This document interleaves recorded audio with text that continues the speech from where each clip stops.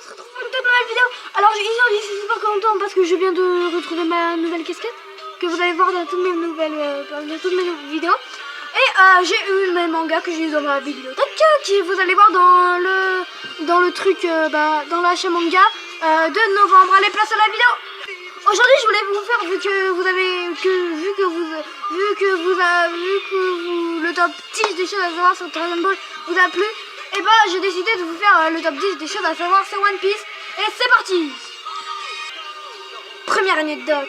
Alors Sanji à la base il devait s'appeler Naruto avec ses spirales là, puisque voilà il devait s'appeler Naruto parce que là il avait des spirales. Et du coup ils l'ont appelé Sanji quand le manga Naruto est sorti en 1999 par Masashi Kishimoto, pour pas que les gens crient plagiat. La docteur Kurera dans One Piece fait aussi la voix dans Dragon Ball de Son Goku, Goten et Gohan, parce que oui, la voix de Son Goku est faite par une femme. Est-ce que vous savez que la tombe de Barbe Blanche et de Ace existe vraiment au Japon? Donc vous pouvez aller la voir si vous voulez. Après moi, voilà, vous pouvez aller la voir si vous voulez. C'est pour rendre hommage tout simplement à Ace et à Barbe Blanche, donc elle existe vraiment, la tombe.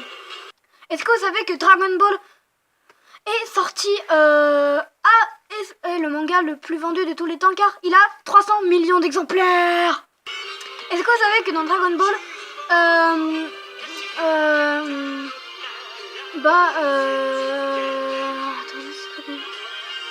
oui, le personnage de Baggy est le personnage préféré de Eiichiro Oda, parce que je sais pas, il aimait bien, c'était son méchant préféré.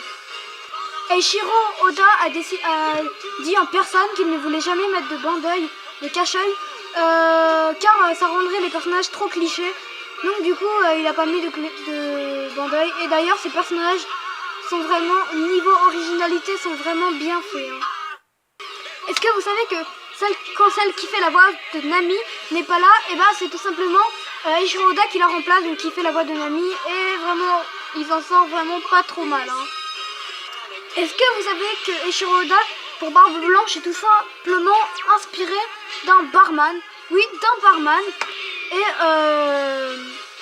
il l'avait rencontré, comme ça ils ont parlé à la fin, quand il prenait des verres, tout ça. Et puis voilà, et il s'est inspiré d'un barman pour Barbe Blanche. Est-ce que vous savez que le plus grand honneur de Eiichiro Oda, c'est d'avoir rencontré Akira Toriyama? D'ailleurs, il a toujours son autographe. Et voilà, c'est son plus grand honneur d'avoir rencontré tout simplement Akira Toriyama, qui est d'ailleurs l'auteur de Dragon Ball, tout simplement.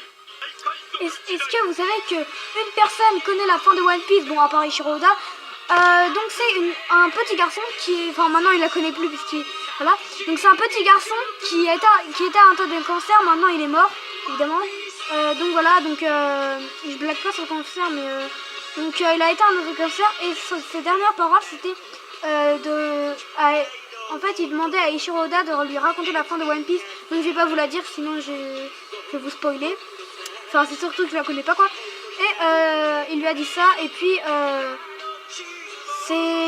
du coup il la connaissait avant de mourir, et moi je trouve ça super cool, et j'aimerais bien être à la place de l'auteur, parce que quand même connaître la fin de One Piece avant de mourir, c'est franchement super cool. Et voilà, c'était la dernière anecdote. Et voilà, tu peux laisser un pouce bleu à la vidéo, tu peux t'abonner, ça me fait super plaisir, ça m'encourage, et tu peux mettre un commentaire. Et moi je vous dis